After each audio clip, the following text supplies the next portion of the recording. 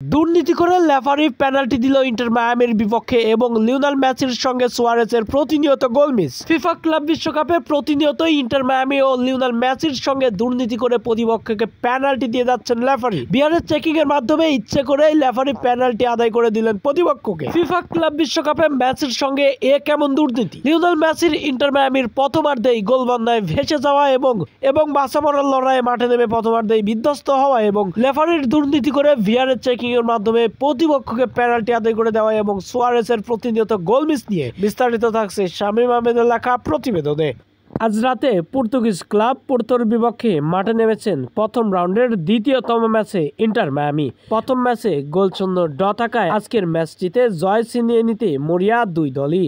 এতে করে ম্যাচের শুরু থেকে দুই দলই দুর্দান্ত আক্রমণ করতে থাকেন। লিওনেল মেসি বাহিনীরা প্রথম দিক থেকে দুর্দান্ত খেলতে থাকেন। এরপরে পোর্তোর এক প্লেয়ার ডিবক্সের ভেতরে বল নিয়ে ঢুকে পড়েন 6 মিনিটের মধ্যে। এরপরে বলটি ট্যাগেল দিতে লেগে পড়ে যায় পোর্তোর এক খেলোয়াড়। অন্যদিকে বিহারের চেকিং এর মাধ্যমে রেফারি দুর্নীতি করে পেনাল্টির বাঁশি বাজিয়ে দেয়। এরপরে পেনাল্টি থেকে এগিয়ে যায় পোর্তো। দুর্দান্তভাবে পেনাল্টি শটটি নিয়েছিলেন ওমর রদিওন। 8তম মিনিটেই একটি গোল করে ফেলেন। এই গোল হজমের পরে অবশ্য লিওনেল মেসি বাহিনীরা দুর্বল বনে যায়নি, খেলেছেন দুর্দান্ত, আধিপত্য করিয়েছেন।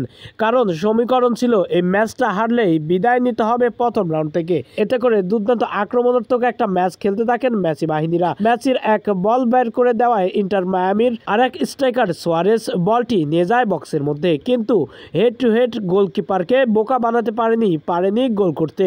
মিস করায় ইন্টার মায়ামি পিছিয়ে থাকলেন। এতে করে আরো দুর্দান্ত খেলতে থাকেন ইন্টার মায়ামিরা। এরপরে আরো বেশ কয়েকটি সুযোগ তৈরি করলেও লিওনেল মেসিরা ব্যর্থই হয়েছেন। ইন্টার মায়ামি প্রথমার্ধের শেষ পর্যন্ত রেফারির দুর্নীতির কারণে অনেক সময়ই রেফারির ভুলভাল বাজে সিদ্ধান্তে বিভ্রান্ত হয়ে প্রথমার্ধে এক গোলে পিছিয়ে থেকেই বিধ্বস্ত হওয়ার পথে চলে গিয়ে ইন্টার মায়ামি প্রথমার্ধের এই মহারণ শেষ করলো এবং ইন্টার মায়ামি প্রথমার্ধে এক গোলে পিছিয়েই থাকলেন।